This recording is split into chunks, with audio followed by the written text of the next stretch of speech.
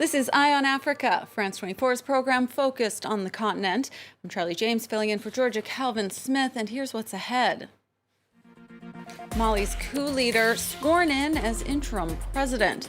Within hours, Assimi Goïta appointed opposition leader Choguel Maïga as prime minister. Reports the leader of Boko Haram is dead after blowing himself up. A rival jihadist group claims Abubakar Shekau killed himself during a raid rather than surrender. And he's dressed African royalty and heads of state, including Nelson Mandela. Now, famed tailor Pateo wants to develop the next generation of African fashion talent. Malian Colonel Assimi Goïta has overthrown 2 presidents in less than 1 year. Now he officially holds the post himself. The coup leader was formally sworn in as Mali's interim president on Monday and says he will oversee a transition toward democratic elections. Goïta quickly appointed civilian opposition leader Choguel Maïga as prime minister. Karis Garland with more details on the inauguration.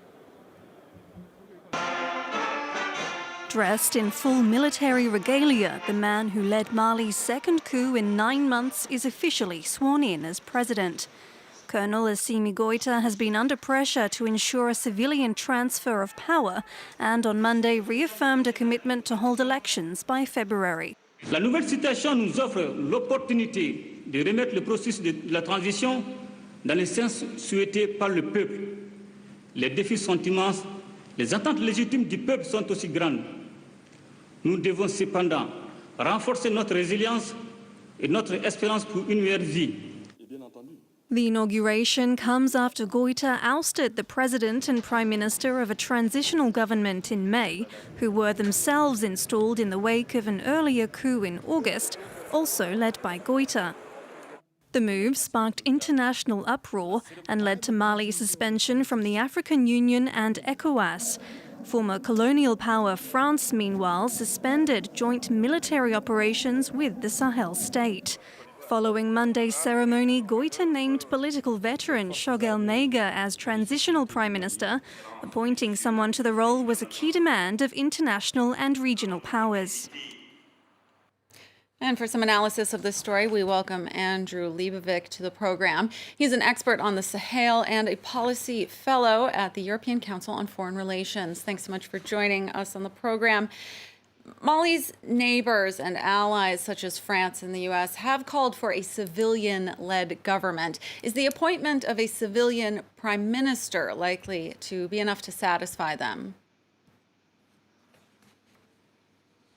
Well, so in fact, the conditions after this coup specified a civilian prime minister, which is a bit different from some of the early demands made after the coup last August. So even already the international community was positioning itself to accept sort of fait accompli and accept a civilian prime minister as enough of a civilian government to move forward. You know, the previous government had agreed to hold elections in February 2022.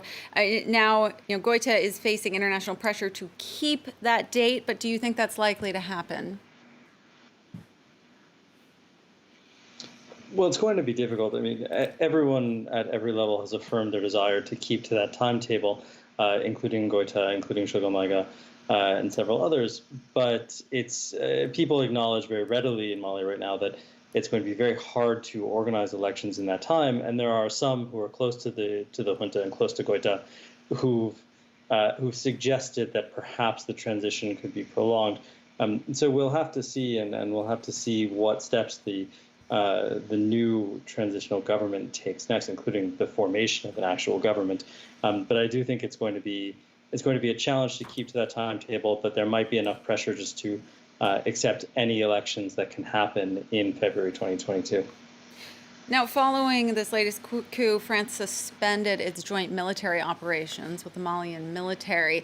How do you think that coupled with Mali's political uncertainty, could affect the fight against Islamist insurgents in the Sahel? Well, first of all, as you noted, it's only the joint operations and the intelligence sharing and other things like that that have been suspended. Unilateral operations from French forces in the region under Operation BURKINA have continued.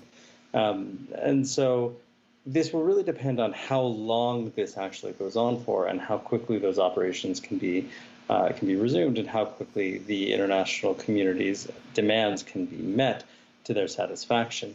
But if this goes on longer, it will certainly have an impact, at least on the ability of Malian forces to continue to conduct operations and also, by extension, on the G5 Joint Force. Andrew Levovic from the European Council on Foreign Relations, thank you so much for your time. The death toll from a jihadist attack on a village in Burkina Faso has risen to at least 132 people. Now, it's the deadliest attack in the country in years and left countless others wounded. Friday night, armed men launched the assault on civilians in the Sohan village in the northern Sahel region. No group has claimed responsibility as of yet, but for 5 years, Burkina Faso's army has been struggling to stem a jihadist insurgency that's linked to al-Qaeda and the Islamic State group.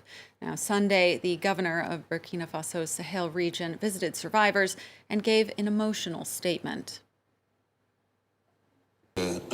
A man in shock is speaking to you right now.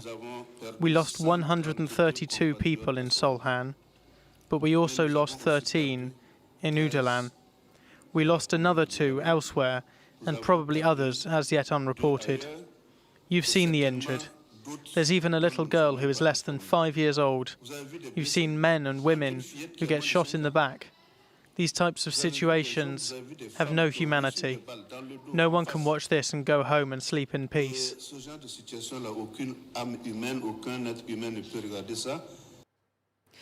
The leader of the Nigerian militant group Boko Haram has killed himself, according to a rival Islamist militant group.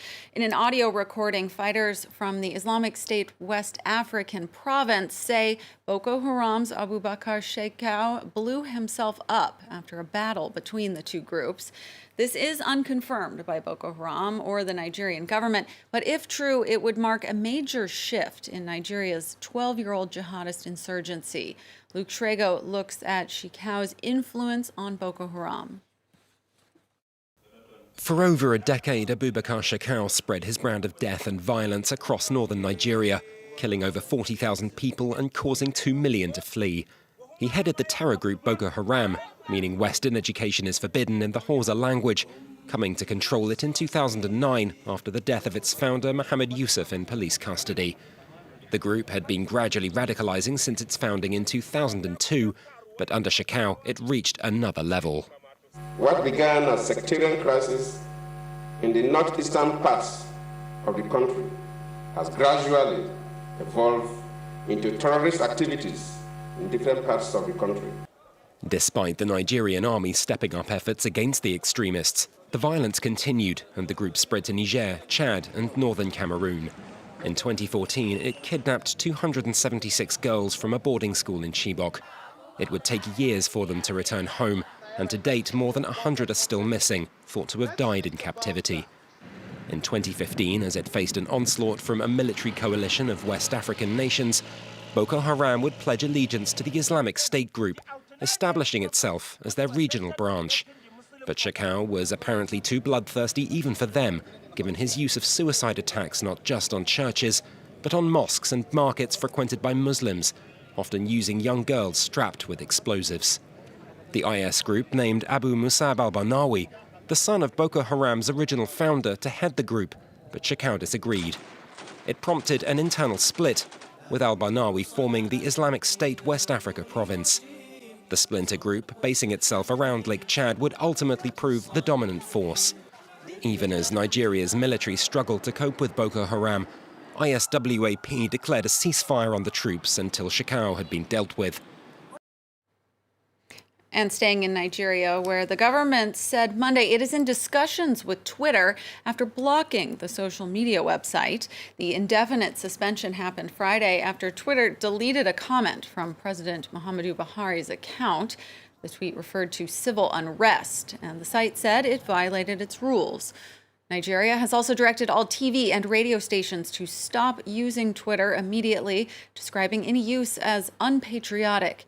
The suspension drawing criticism from some Nigerian broadcasters as well as international rights groups. And finally, on the program, designer Pateo has dressed celebrities, royals, and African heads of state, including Nelson Mandela. He left Burkina Faso at 20 years old in search of a better life in neighboring Ivory Coast, and a chance decision to learn how to make clothes led him to stardom. Now, Pateo says his mission is to make fashion part of Africa's wealth. Nicolas Germain tells his story. When Pateo was a young man, he tried to work on a cocoa farm, but he was told he was not strong enough. So instead, he became a tailor in Abidjan, and it's a decision he never regretted. Since the end of the 1990s, he's become one of Africa's most celebrated fashion designers. The man who helped him become famous was none other than Nelson Mandela. Président Mandela porte Pateo à Paris. Les journalistes ont posé des questions. C'est la première fois qu'on voyait un président porter des chemises bariolées comme ça. Parce qu'à l'époque, il fallait s'habiller comme un blanc, il faut être sobre. Il a dit, c'est fait à Abidjan. Il ne connaissait pas bien mon nom. Il a dit, Pateo, quelque chose comme ça. Et maintenant, tout le monde a repris ici, Pateo habille Mandela. Notre troisième édition, là, les gens ont pillé la boutique.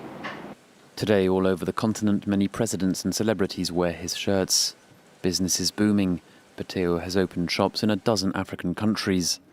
In all, he employs about 60 people. Je suis content quand je vois les grands hommes porter moi mon travail. Je suis content grâce à Pateo. A few days ago, a big party was organized to celebrate the 50th anniversary of his business. Je suis heureux parce que c'est mon boulot, c'est pas autre chose. Je suis heureux d'avoir accompli un travail, c'est tout. Voilà. Pateo is now 70 and he has just started a new foundation. Its aim is to boost the careers of young and promising African fashion designers. That's all for this edition, but stay with us because my colleague Mark Owen is up next with the news.